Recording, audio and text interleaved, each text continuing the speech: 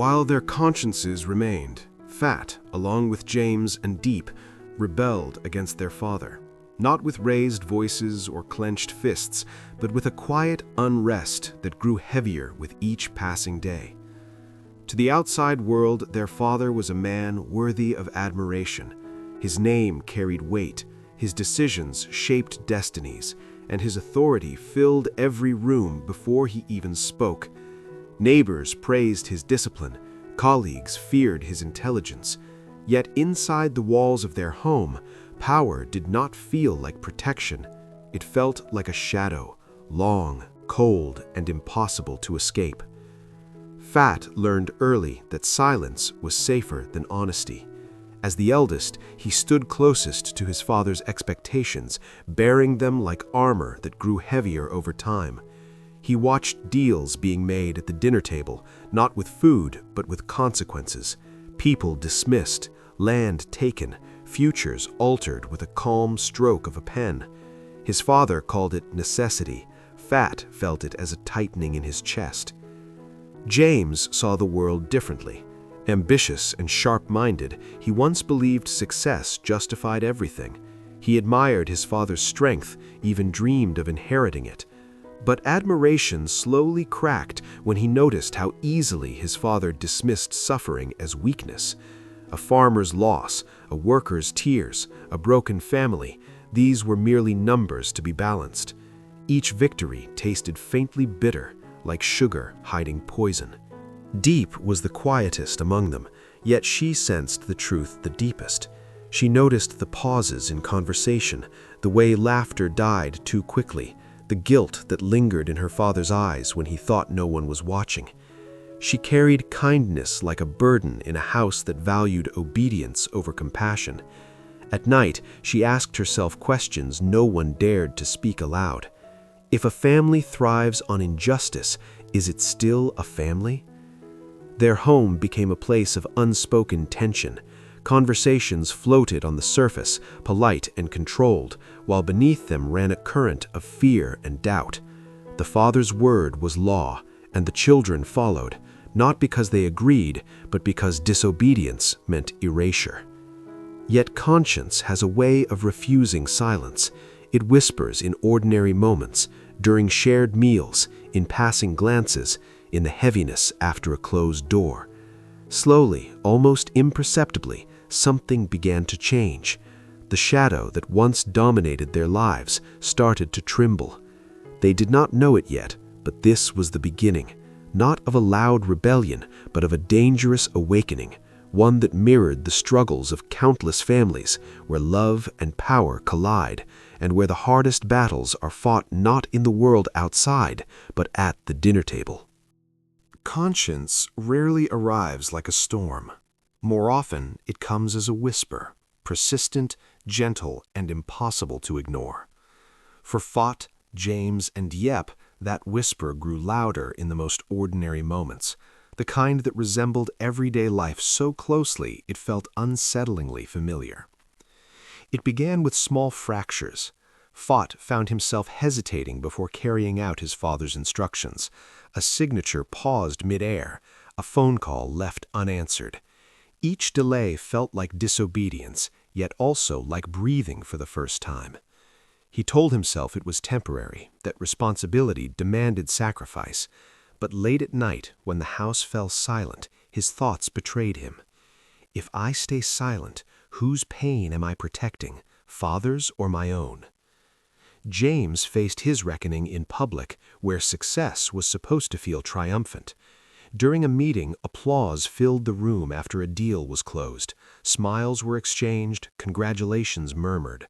But James noticed the trembling hands of a man at the far end of the table, someone whose livelihood had just been erased. In that moment, the room felt unbearably loud, and James felt strangely alone. He realized then that ambition without conscience was not strength. It was emptiness dressed in confidence. Diep's awakening was quieter, woven into daily routines. She listened to stories from people who came and went, workers, neighbors, women who spoke in lowered voices. Their struggles mirrored her own unspoken fears. She began to understand that kindness was not weakness and silence was not peace. Each act of empathy became an act of resistance, though no one called it that yet. The siblings did not confront their father. They did not even confront each other.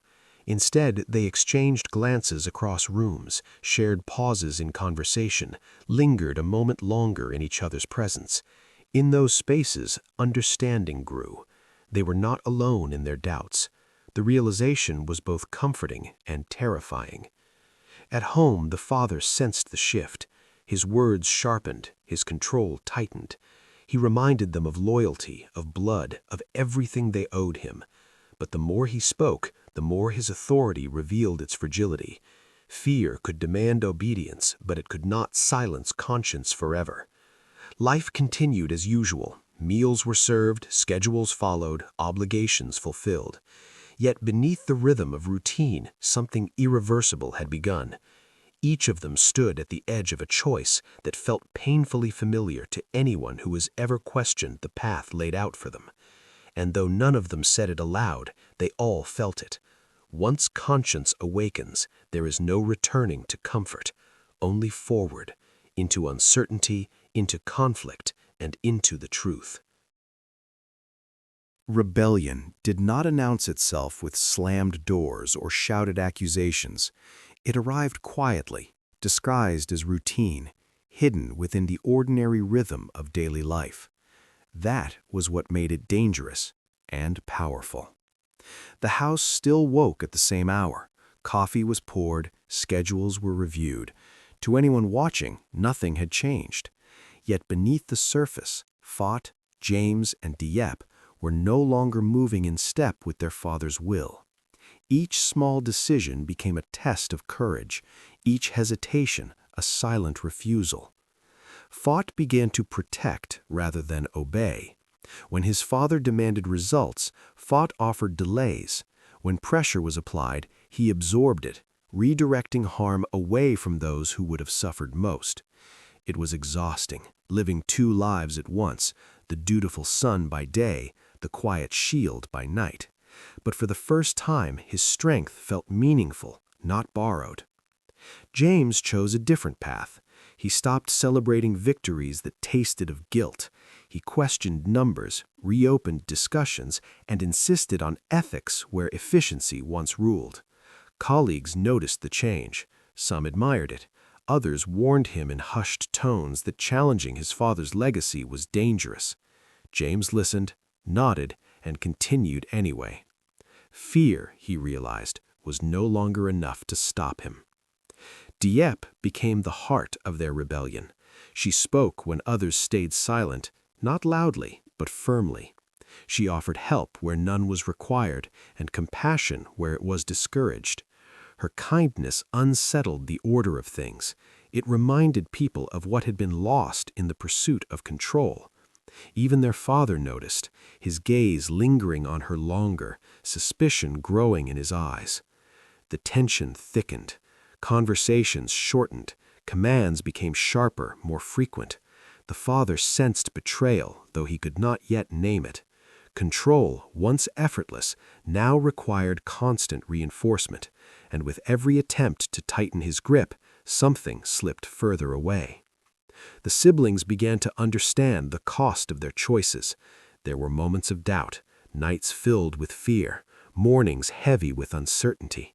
Was loyalty to conscience worth the risk of losing everything they had known? Was rebellion still rebellion if it looked like kindness, hesitation, and empathy? In these questions, everyday life mirrored their struggle. How many people wake each day, follow expectations, and quietly resist in ways no one applauds? How many rebellions happen in silence? They did not know how this would end, but they knew one thing with painful clarity. Once they chose to act, even quietly, there was no turning back. The rebellion had already begun, and it was changing them from the inside out.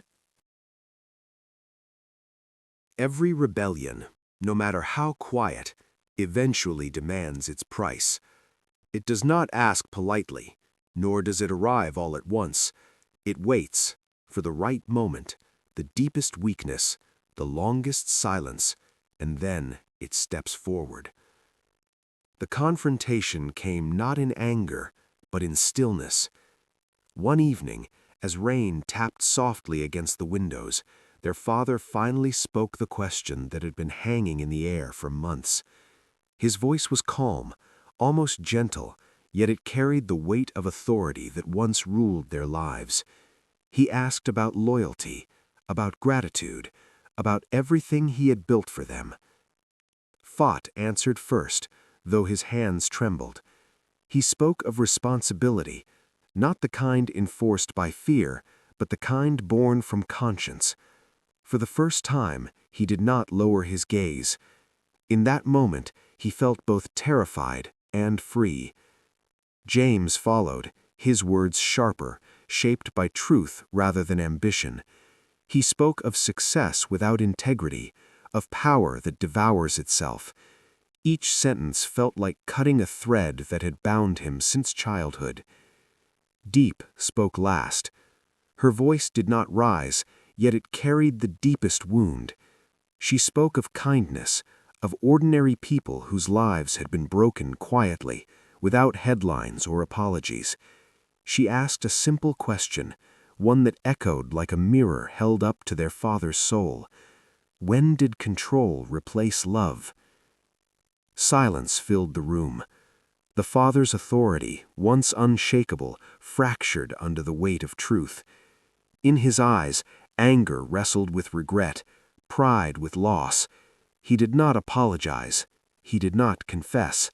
Power rarely surrenders so easily. But something in him shifted, and that shift was irreversible. The cost came swiftly. Opportunities disappeared, doors closed, the family name lost its shield. The siblings stepped into a future stripped of certainty, carrying consequences they had chosen willingly. It was frightening and strangely peaceful. Life, however, did not end. It simplified. Mornings became quieter. Work felt honest, even when it was hard. They learned that freedom is not comfort, and integrity is not rewarded with applause. Often it is rewarded with loneliness. Yet in that loneliness, they found themselves. Their rebellion did not destroy the family, it transformed it, leaving scars, but also truth. And like so many people in everyday life, they learned that the bravest choice is not to win, but to remain human.